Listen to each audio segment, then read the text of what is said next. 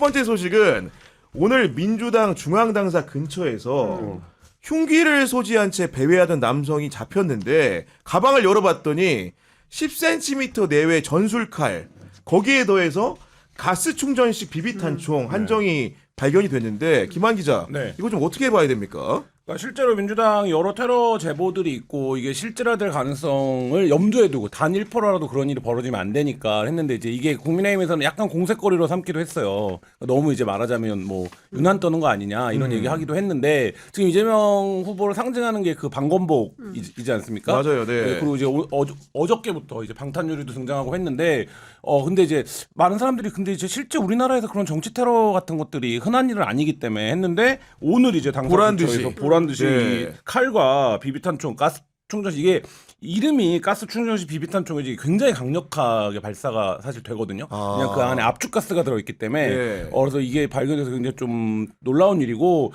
여러 번 저도 이제 방송에서 얘기한 적이 있는데 이게 이제 그 대선 후보의 경비 책임은 거의 이제 그 대통령급으로 그렇지. 해야 되는 네. 상황이기 때문에 이 부분에 대해서 경찰이 더 각별한 좀 그 주의와 각성이 필요하다 이런 생각이 듭니다. 아니 그리고 아무리 선거고 상대 후보라고 하더라도 최소한의 경우는 있어야 될 것 같은데 김문수 후보가 이제 오늘 유세 현장에서 자신의 점퍼를 이제 열어 젖히면서 난 방탄조끼 필요 없다 이렇게 말하거든요.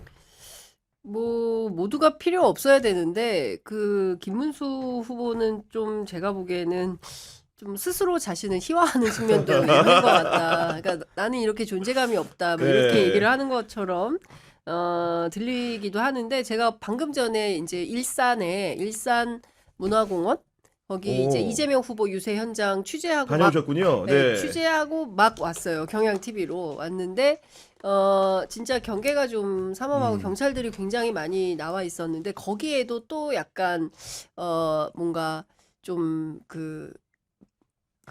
불미스러운 불미스러운 일이 일들이, 있을 예. 법한 좀 그런 분들이 계셔가지고 경찰들이 굉장히 질서를 이렇게 유지하는데 네. 신경을 굉장히 많이 쓰고 있는 것 같고 또 시민들도 많이 나오셨기 때문에 저는 이제 대개의 경우에는 후보가 이제 차에서 내려서 공원을 걸어가거든요.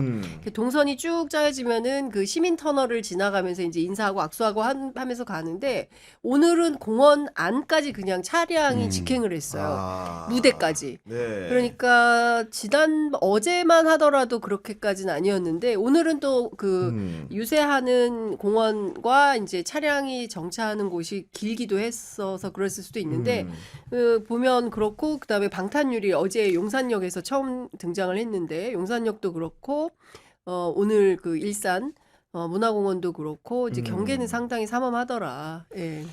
우리가 지금이 대선 기간이니까 철동 같은 보안, 뭐 그렇죠. 테러 문제 네. 이런 거에 대해서 철저하게 대비해야 되겠지만 정치적으로 좀 해석해 볼 필요가 있습니다. 정치적으로. 네. 네. 예를 들면 테러, 방탄유리, 방검복 이런 게 저는 이재명 후보에게 결코 그러니까 불리하지 않다. 불리하지 않다. 왜 뭐 약자 코스프레 이런 게 아니라요. 방검복과 방탄유리 그다음에 오늘 테러의 위협 이런 것들이 아직도 내란은 끝나지 않았다. 여전히 호시탐탐 노린 세력이 그렇습니다. 있다. 예, 그래서 이 내란이 비상계엄이 아직도 진행 중이고 이번 대선에서 확실하게 종식할 때만이 이런 진영 간의 대결이라든가 테러라든가 네. 이런 문제가 없지 않겠냐고 하는 이번 대선에 어쩌면 상징과 같은 그 메시지로서 그러니까요. 방탄유리로 상징되는 게 아닌가 그래서 저는 이재명 후보 이렇게 정치를 해석하는 게 어떨지 모르겠지만 생명과 안전과 관련해서 하지만 도전하는 후보 입장에서는 이번 대선을 상징적으로 보여주는 일종의 메시지가 아닌가 생각이 듭니다. 그렇죠. 왜냐하면은 내란이 아직 안 끝났잖아요. 그 김문수 후보가 총 맞을 일 없다, 방탄조끼 필요 없다. 뭐 이 얘기는 본인이 내란과 함께하는 세력이고 지금 내란 세력들이 경찰이면 경찰, 네. 검찰이면 검찰, 국정원이면 국정원 도처에 있잖아요. 그러니까 당연히 김문수 후보는 방탄복 입을 이유가 없는 것이고 내란과 맞서 싸우는 이재명 후보 입장에서는 어떤 위험이 닥칠지 모르고 작년에 실제로 물리적인 테러를 당한 바 있지 않습니까? 그렇습니다. 그리고 우리가 그동안 도대체가 12월 3일 이후에 이 기괴한 정치, 사법 일정을 보면서 어떤 것도 함부로 예단하기 어려운 지경에서 대통령 선거를 치르는 것이고 막판으로 갈수록 남은 것은 암살 테러밖에 없다라고 민주당은 의심하고 있기 때문에 그에 대해서 철저히 대비하는 것은 흡사 이번 대선이 사실은 해방정국하고 비슷한 상황이다라고들 얘기를 하시잖아요. 그러니까 그 위험을 좀 최소화하는 데는 뭐 당연히 필요한 노력이다 생각합니다. 이런 진지한 내람 국면 속에서 실소를 금치 못할 일이 오늘 발생했는데 김용태 국민의힘 비대위원장이 후보 배우자들끼리 생중계 TV 토론하자고 제안을 했는데 서영 장님 정치 오래 하셨는데 배우자 토론 본 적 있습니까 없습니까 이게? 아니 뭐 그 전에 있다 초유의 일이다 이런 게 중요한 게 아니라요. 그 이면에 숨어 있는 얄팍함이 오히려 비난이 될 것 같습니다. 이 김혜경 그 이재명 후보의 배우자 김혜경 여사의 법인카드 문제에 대해서 이슈화하기 위해서 그러니까. 김문수 후보 배우자가 지금 인터뷰마다 그런 얘기를 하고 있는데 나가서 이걸 뭐 쟁점화하겠다. 내용은 정책 토론이고 배우자 간의 대결이지만 내용 쪽 본질적으로는 네거티브 전하겠다는 거 아니겠습니까? 그렇죠. 네. 근데 우리 그 김문수 후보님과 김문수 후보님 배우자님이 아셔야 될 게 네거티브는 패배자임을 자인하는 패배자 포지셔닝입니다. 내가 약자여서 지금 강자를 막 쫓아가야 된다. 이런 거기 때문에 제가 볼 때는 그 결코 바람직하지 못하는 것 같다는 생각이 들고요. 특히 김문수 후보가 유세 때마다 이재명 후보를 공격하는 네거티브를 한다고 한다면 오히려 선거 전략상 선거 캠페인상 부인은 말리는 이런 신용이라도 하는 것이 사람들에게 균형감과 조화감을 주는데 그렇죠. 두 사람 다 공격적으로 나가게 되면 오히려 유권자들이 불안해 보이고 쫓겨 보이고 그러니까요. 전형적인 선거에서의 패배자 포지셔닝이기 때문에 제가 볼 땐 캠프의 참모들 이거 바로 교체해야 됩니다 이거. 아니 그리고 이제 사실 비대위원장 김건희 아직 직인 잉크도 안 말랐는데.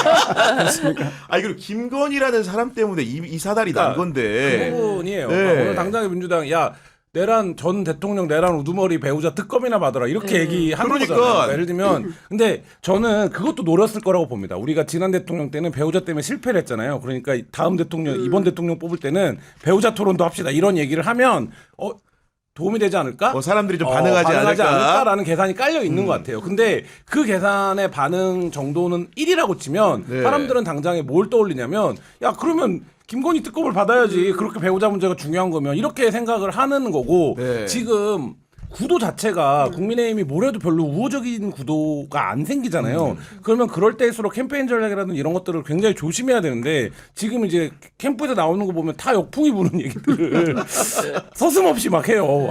이 기발한 생각한 것 같잖아. 아니, 이렇게 그리고 하는 거 기본적으로 이재명 대 김문수가 정상적으로 토론해서는 안 되니까 우리 설 여사라도 소환을 해가지고 한번 김 여사랑 붙여보자 이런 발상 아니겠습니까 이게 지금. 저는 진짜 살다 아니 그 댓글에 오늘 중앙일보 댓글에 딱 그게 눈에 띄던데 야 배우자가 부통령이냐? 그러니까 선출되지 않은 권력인데. 네, 아니 무슨 배우자가 뭔데?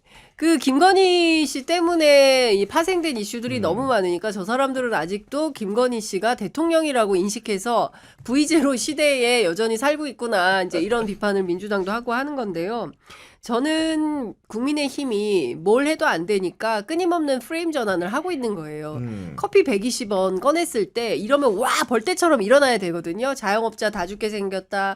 자영업자 피눈물 빨아먹는 이재명. 막 규탄의 목소리가 나와야 되는데 네. 아무도 그런 얘기가 안 나오는 그렇죠. 거예요. 그러니까 보수 언론에서조차도 그 커피 120원을 하루도 잘 못 팔아먹었어요. 그러니까 야 이걸로 안 돼. 더 센 거 가져와봐. 뭐 있어. 골몰했겠죠. 그러다가 그러면 커피로 안 되니까 이번에는 배우자 그 법카 뭐 이걸로 그러니까요. 한번 네. 프레임 전환을 해보자라고 짜고 나왔는데 나오자마자 몰매를 받고 있어요. 여론의 문매를 받고 있고 세상의 젊은 정치인 김용태가 이거밖에 안 되냐? 정치적 상상력의 수준이 이 수준이야? 이런 것에 대해서 할 게 세상에 이거밖에 없냐? 이런 비판을 받으니 그러니까. 거봐 형 내가 이거 하지 말자 그랬지. 그럴 것 같은데? 아니 정말로 이제 청년 정치인이라고 하는 김용태 입에서 이런 아이디어가 나오니까 정말 여전히 국민의힘은 누굴 내세워도 구태구나 이런 생각하는 거 아니겠습니까? 우리 유권자들이. 네, 요즘 젊은 정치인 왜 이렇습니까? 김용태 비대위원장도 그렇고 특히 실망한 건 지난 TV 토론에 나왔던 이준석 후보. 아니 그 이재명 후보를 비판하고 하는 건 좋은데 정책 토론을 빙자해서 뭐 거의 네거티브성, 인신공격성 막말에서 사이비 교주다라던가 그러니까 그런 얘기들을 하는 걸 보면서 제가 볼 때는 그 원래 본인들이 가져야 될 비전이라던가 이런 것들을 제시하는 것이 아니라 상대 후보의 지지를 뺏기 위해서는 무엇이든지 하겠다라고 하는 그 찰나의 순간에 기대하려고 하는. 네. 근데 우리 국민들이 그 똑똑해라 게 않아요. 대파 예. 파동 때 화난 게 대파 가격도 가격이지만 그동안 윤석열 정권 때 해왔던 경제 파탄과 민생 그렇죠. 파탄 이런 것들이 쌓였기 때문에 분노한 것이죠. 4.19 이거가 난 이유가 김주열 학생이 체류탄을 맞아 사망하게 돼 있지만 이승만 정권의 오랫동안 실정이 그렇죠. 눌러지고 눌러지다가 폭발한 것일 뿐이거든요. 그래서 제가 보기에는 이재명 대표가 설령 그것도 뭐 계곡에 있는 상인들을 그 다시 한번 그 재취업하기 위한 맞아, 전업을 유도하는 전업을 유도하는 과정에서 네. 이러한 안을 설명하는 과정에서 나온 맥락도 왜곡했지만 네. 설령 원두 커피 가격이 2015년도 상당히 130원, 150원 했다는 것들을 이야기해서 지금과는 차이가 있다고 치더라도 이재명 후보가 여당 후보가 아니었지 않습니까? 무슨 그렇죠. 네. 실정을 축적해서 그것을 계기로 해서 터져 나올 만한 분노가 전혀 거리가 아니기 때문에 제가 본 이것을 야 제2의 대파로 만들자라고 한 발상 자체가 그것이 네. 김용태 비대위원장 머리에서 나왔다고 한다면 이 요번 저 국민의힘 선대위 퇴장감이에요. 레드카드네 레드카드. 이거 좀 옛날 버전 느낌인데 아니 레드카드 이런 거 가족 오락관 시절에 선배 좀 새 거를 내보세요. 아직 7년 너무 만에 바뀌다 보니까. 젊은 행진 모드야. 바꿔야 아니, 돼. 그리고 예. 이제 김문수 후보 좀 입단속부터 해야 된다. 설란영 여사의 역할이라는 거. 왜냐면은 미스 가락시장 같은 발언을 그러니까. 어떻게 합니까? 아니 그거는 근데 저는 배현진 의원이 더 웃겨요. 그 얘기를 듣고 또 가만히 있어요. 만약에 그걸 이재명 후보나 다른 타당에서 했더라면 네. 아마 난리가 났을 거예요. 그러니까 자당 후보가 그러니까 그냥 이제 참고 넘어가는 건데 그러니까 인식 자체가 너무 노후한 거죠. 저는 지난번에 TV 토론할 때 6.25 전쟁 얘기하는 거 들으면 깜짝 놀랐어요. 6.25 전쟁을 얘기를 하면서 이제 중국이 가깝냐, 미국이 가깝냐, 미국은 그러니까. 우리를 좋아하고 중국은 적국이었다. 제가 와, 2025년에 제가 우리 집에 있는 8살 아이한테 설명하는 방식. 아니 중국과 국교 정상화한 거 아닙니까? 그러니까요. 언제적 얘기를 하는 거예요 아니 지금? 30년 전에 했어요. 이미 그러니까, 노태우 네. 정권 시절에 예. 그러니까 김문수 후보가 여러 가지 뭐 1일 1만 원 한다 이런 비판도 있지만 저는 TV 토론 보면서 느낀 게 이게 이제 현대 미디어 토론의 문법이 북치기 이렇게 막 가야 되는 거잖아요. 이렇게 북을 딱 치면 북친 거예요? 이렇게 물어봐요. 그래서 또 이쪽에서는 자기 얘기를 해야 되니까 또 뭐라고 얘기를 하면 그거 지금 좀 아까 북친 거예요? 이렇게 물어보는 스타일이에요. 그러니까 이게 토론이 안 되는 거예요. 그러니까 이거를 전체적인 인상으로 보면 저 아저씨는 뭐야 이렇게 되는 거예요. 그러니까. 전혀 어울리지 못한다 이런 느낌이니까 예를 들면 내용적으로 옳고 뭐 그리고 이런 문제를 떠나서 저기에 저 사람이 있는 게 애티튜드가 안 맞는 것 같은데. 아니 그리고 국민의힘 되게 웃긴 게 배우자 토론하면 이준석 후보는 어떻게 누구 나가요? 그래 누가 나오고 여자친구. 여자친구가 되나? 나는 이런 거에 만약에 내가 나갔는데 배우자 토론하자고 하면 배우자 있어도 우리 엄마 나가라 그럴 거예요. 왜 우리 엄마 우리 엄마가 더 잘해요. 그렇지 엄마가 더 잘하지. 우리 엄마 더 잘해요. 아니, 얘 가만히 있어 엄마가 알아서 해줄게. 김문수 후보가 워낙 설화가 예전부터 좀 많았잖아요. 제가 이제 그 인터뷰를 찾아봐요. 설란영 여사가 2007년도에 데일리하고 인터뷰한 게 이런 문답이 있습니다. 뭐라고 답했냐? 나는 요즘 지사가 사용하는 언어에 대해 지적을 많이 한다. 진정성은 있지만 자칫 오해를 살 수 있는 언어를 순화해 사용하라고 말해준다고 했는데 10여 년이 지난 지금도 안 고쳐지고 있는 겁니다. 지금 김문수 후보가. 그러니까 2007년에도 문제가 됐는데 지금 우리가 제가 이런 얘기할 때 개국 콘서트 예를 많이 드는데 네. 2007년도 개국 콘서트에서 가능했던 소재들이 2025년에는 불가능합니다. 그러니까 그걸 하면 큰일 나요. 그러니까 사회적으로 매장돼요. 그러니까 18년 사이에 세상의 감수성이라는 건 그렇게 달라져 왔어요. 그러니까 네. 근데 이분이 이제 말하자면 10년 동안의 휴직이 냉동인간 시기를 거쳐서 다시 등장한 거 아닙니까? 근데 지금 딱 이 느낌이에요. 그러니까 야 아직도 저런 얘기하는 사람 있구나. 그러니까 이런 느낌이에요. 그러니까 이거는 뭔가 국적이 어디예요? 비난할 마음도 안 들어요. 그러니까. 아니 근데 진짜 옛날 사람이긴 한 게 설란영 여사가 김문수 후보를 부르는 애칭이 있는데 혹시 뭔지 아십니까? 복태라는 거잖아요. 복태. 태어날 때부터 복을 복을 받고 받고 나온 사람이라고 해서 복태를 하는데 거의 당신은 사랑받기 위해 태어난 사람 그러니까 거의 굉장히 그런 옛날 수준이야. 문법이거든요 이게. 지금 이것도 복태라는 게. 옛날에 그 드라마 뭡니까? 귀남이 나왔던 드라마. 귀남이 그 시절 감수성이에요. 그치. 갑자기 그러니까 빵 터지시는데 지금 비난이 너무 나오니까. 공감한다. 쌍둥이를 귀남이. 낳는데 아들 아는 사람 나왔습니다. 기남이.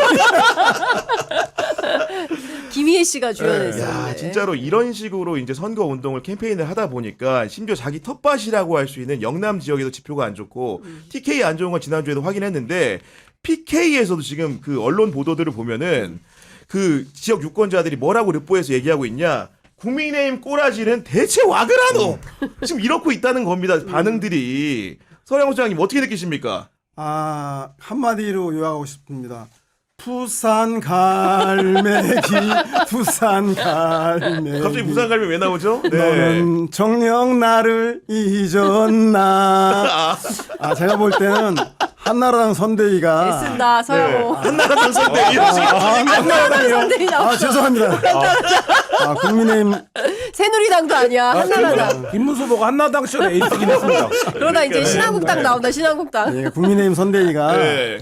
대선 끝나고 선대위 해단식 날 여의도 그 당사 골방에서 술 먹고 이렇게 이 노래 부를 수도 있겠다. 부산 갈매기 노래 부를 수밖에 왜냐하면 없다. 그 내부자들 영화에 보면 맨 마지막에 이경영이 대통령 후보 실패하고 다 문목을 까발려주면서 맞아요. 네. 호텔방에서 술 한잔 먹으면서 졸라 외롭구만 이런 얘기 하잖아요. 아마 제가 보기엔 부산 갈매기 노래 그 정도로 부산 경남 민심이 안 좋은데 그 핵심 네. 이유를 보면 선거는 대충 인물 구도 정책 그렇습니다. 공약으로 세 가지 네. 구성으로 보는데 부산 경남 울산에 있는 그 지역 주민들이 보기에 인물을 그 TK를 대변한다고 하는데 또 윤석열의 적자를 자칭하고 있는 김문수를 도저히 그 부산 경남에서는 지지할 수 없고 구도를 보더라도 이번 선거는 내란 그 맞아요. 세력과 네. 내란을 종식하려는 민주회복 세력과의 대결인데 그래도 부마항쟁을 이끌던 부산 경남 민심이 이 구도를 봐도 편성할 수가 없고 정책 공약 겨우 국민의힘에서 하고자 하는 게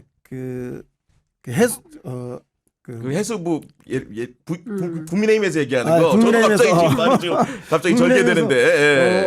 산업은행을 유치하겠다. 산업은행 유치하겠다. 그거 예. 정도가 민주당에서 하고 있는 해수부 유치하고 좀 약간 좀 정책 차이가 있는데 뭐 산업은행이나 해수부나 보면 산업은행은 정부 국책은행의 은행이죠. 그 네. 산하 기관이고 해수부는 정부 부처니까 별 변별력 별로 크게 없거든요. 그래서 구도나 인물로나 정책 공약으로 보더라도 부산 민심, 네. 울산 민심, 경남 민심이 하등에 이번에 국민의힘 후보인 김문수 후보를 찍을 이유와 명분을 찾을 수가 없다. 결국은 부산 갈매기 노래 부르게 되는 거 아닌가 생각이 듭니다. 네, 제가 사실은 지난주에 이제 그 구경의 정치 비상군 못 나온 게 맞아요. 네. 예, 지방의 이 유권자들 그 이제 후보 동선 따라다니면서 민심 룩보 취재하느라고 못 왔었는데 제가 서부 경남 뭐 이렇게 경남 지역 쭉 오, 다녔어요. 그러니까 네. 주로 서부 경남 같은 경우에는 경북하고 민심이 거의 닮아 있다. 그래서 굉장히 보수적인 동네인데 물론 이제 가니까 그 나물 이렇게 가지고 나오신 어머님들 어르신들이 계세요. 네. 그러니까 농민이죠. 그러니까 농민 좀 먹고 살게 해줘라 뭐 이런 얘기를 하는데 핵심은 윤석열 대통령처럼 그렇게 잘생긴 사람을 왜 쫓아내려고 그러느냐. 이재명이는 거짓말쟁이다. 막 이제 이런 얘기를 해요. 그래서 그게 어디서 들으셨습니까? 그랬더니 네. 내가 이거 어디서 들었는지 아는 겨. 이게 다 내 뉴스 다 봤다. 이렇게 하루 종일 종편 틀어놓고 계신 어르신들은 이제 그런 인식을 갖게 되는 거다라는 건데 반대로 진주에 제가 딱 내렸는데 시민들이 막 울어요. 예. 그러니까 그 서부 경남 또 TK 대구 경북 네. 이런 지역에서 민주당을 한다는 것은 사실상 독립운동하는 것과 같다. 근데 서러움이? 네. 그렇게 그런 정도로 이제 간절함이 있는데 특히 대구 같은 지역에서는 뭐 부산 경남도 마찬가지지만 대구 경북 같은 경우에서도 민주당한테는 굉장히 열세인 지역인데 이 지역에서도 이제는 한번 바꿔보자.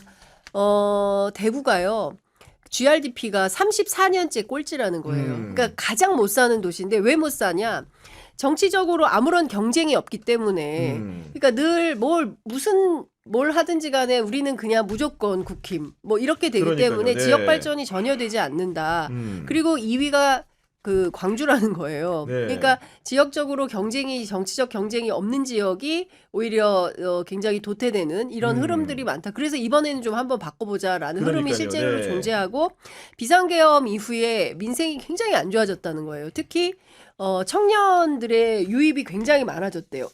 그러니까 우리가 뭐 내수 경기가 안 좋다고 하는데 지역 경기는 정말 죽기 직전인 거예요. 동성로에 갔더니 서울의 명동 같은 지역인데 원래 네. 거기가 새벽 3시까지 막 불야성이고 이런 데라는 거예요. 근데 저녁 8시면 다 불이 꺼지고 제가 확인한 것만 하더라도 동성로 그 한 복판에 임대가 엄청 많아요. 아. 대구백화점 망한 지 오래됐고. 상점들이 떠나서? 네. 그러니까 먹고 사는 게 너무 팍팍해진 거예요. 그러니까 국민의힘 찍어봤자 우리의 삶은 안 바뀌니 이번에는 한번 이재명이 찍어보자. 이런 흐름이 네. 실제한다. 그리고 동성로를 거의 가득 채운 분들이 있었거든요.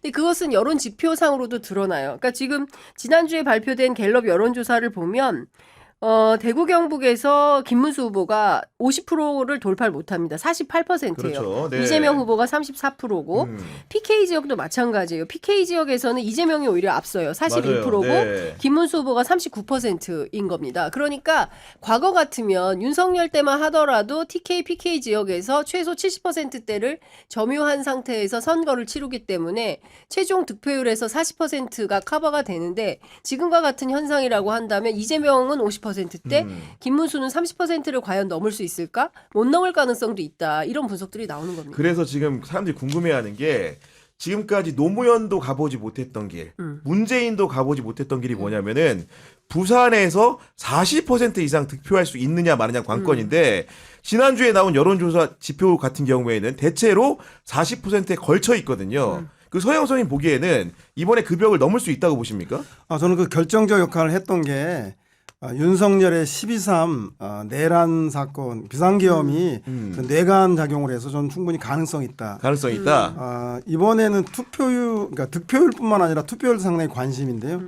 부산 경남과 그 광주 전남에게는 잊을 수 없는 그 역사적 아픔과 고통이 있습니다. 그렇죠. 잘 아시겠지만 80년 신군부에 의해서 저질러졌던 12.12 그 쿠데타로 인해서 권력을 찬탈당하고 무수한 그 시민들이 목숨을 잃지 않았겠습니까? 그 한가운데 있던 분들이 부산 경남의 부마항쟁이라고 이끌어지는 부산 경남의 그렇습니다. 지역 주민들이 있었고요. 또 한 측에서는 광주 전남에 있는 지역 주민들이 있었습니다. 그 두 분들이 작년 12월 3일 비상계엄이라는 얘기를 듣고 우리들 서울에 있는 수도권에 있는 사람들은 뭐 장난하는 거야 영화 찍어 이러고 말았지만 그분들은 가슴이 덜컥 내려앉습니다. 과거의 기억이 소환돼서 그럼요. 자기 아들들, 네. 자기 친구들, 아버지들이 죽어갔던 그 시절이기 때문에 저는 이번에 부산 경남의 민심과 그리고 광주 전남 민심에서 민심에 반영한 정도가 투표율과 득표율에서 그 예전과 다른. 네. 호남은 이길만 하면 투표를 잘 안 하거든요. 맞아요. 투표율이 좀 네. 떨어져서 그 현상을 보이고 부산 경남은 묻지마 투표 그런 게 보였는데 이번만은 다를 것 같다 왠지. 네. 그 전조가 12월 3일 말도 안 되는 비상계엄으로 부산 경남과 광주 전남의 지역 주민들의 가슴에 불을 질렀다. 네. 저는 그렇게 분석해 보고 싶습니다. 아니